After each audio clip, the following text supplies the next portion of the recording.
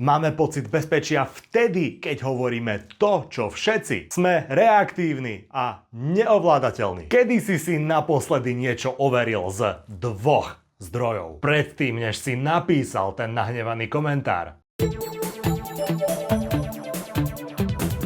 Všimli ste si niekedy, ako dnes definujeme bezpečie? Kedysi to znamenalo strechu nad hlavou a zdravú komunitu. Dnes hľadáme bezpečie v súhlase ostatných. Máme pocit bezpečia vtedy, keď hovoríme to, čo všetci. Vytvorili sme si tichú, ale nebezpečnú dohodu. Spoločný názor je ten správny názor. Ak kráčaš v zástupe a nevyčnievaš, si v bezpečí. Ak opakuješ správne heslá, si dobrý človek. Ale poďme sa pozrieť pod povrch toho dobrého človeka. Nájdeme tam spoločnosť, ktorá sa prestala ovládať. Sme ako odistené granáty, ktoré čakajú na podnet. Všimni si to na sebe a svojom okolí. Vytočí nás každá jedna drobnosť. Niekto v diskusii napíše niečo, s čím nesúhlasíme. Okamžite útočíme a strácame hlavu. Niekto v premávke urobí chybu, okamžite v nás vybuchne hnev. Sme reaktívni a neovládateľní. Naša nálada je v rukách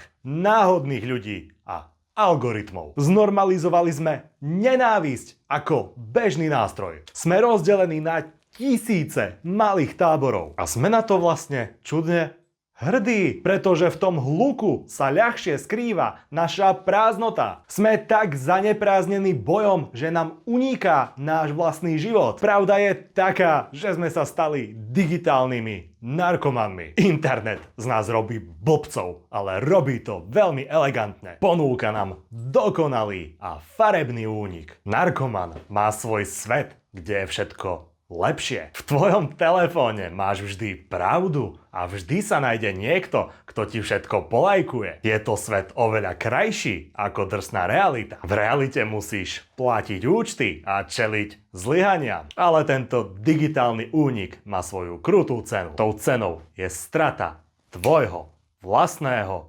úsudku. Dnes si málo kto dokáže vytvoriť skutočne vlastný názor. Vlastný názor totiž znamená nenechať sa ovládať davom. Znamená to nepodľahnúť prvej vlne hnevu z nejakého titulku. Skutočný názor stojí na faktoch a overovaní. Kedy si naposledy niečo overil z 2 zdrojov? Predtým, než si napísal ten nahnevaný komentár. Kedy si naposledy uznal, že druhá strana má naozaj v niečom pravdu? Ak patríš k ľuďom, ktorí používajú kritické myslenie, tvoj odber na tomto kanáli má veľký zmysel. Budujeme tu komunitu, ktorá odmieta byť len príjimačom emócií. Snažme sa vrátiť k rozvahe a chladnej hlave. Mnoho ľudí si myslí, že toto rozdelenie je niečo nové. Že za to môžu len dnešné technológie. Ale nie je to pravda. Máme to v sebe odjakživa. Kedysi to bola tá malá, nenápadná susedská závislivosť. Pocit, že ak má sused niečo lepšie, tebe sa ublížilo. Kedysi to bol problém jednej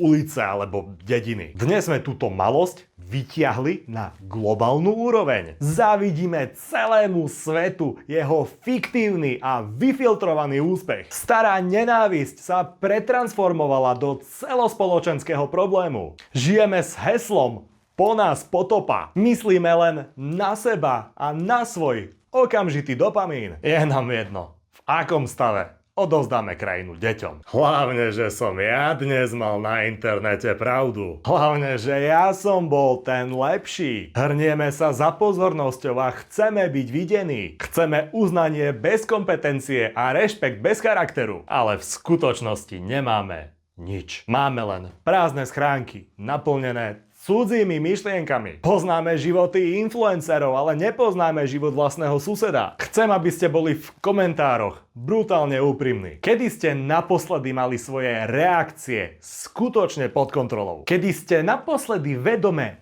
nepodľahli hnevu, keď vás niečo vytočilo? Napíšte mi, ako bojujete s potrebou okamžite reagovať. Poďme zistiť, či sme ešte ľuďmi alebo len strojmi na dopamín. Svet okolo nás sa nezmení tým, že budeme viac kričať. Nezmení sa ani počtom followerov alebo peňazí. Zmení sa len vtedy, ak sa vrátime k sebaovládaniu. Schopnosti Mlčať, keď nemáme fakty. K schopnosti rešpektovať druhého človeka ako bytosť. Prestaňme byť narkomanmi pozornosti. Začnime byť architektmi svojho ticha. Nenechajme sa ovládať algoritmom, ktorý žije z našeho hnevu. Sústreďme sa na dôležité veci a budujme reálne vzťahy. Nestrácaj kontrolu nad tým, kým skutočne si, pretože ak neovládaš svoje reakcie, stratil si slobodu. Môžeš mať milióny, ale bez sebaovládania nemáš nič. Buď gentleman.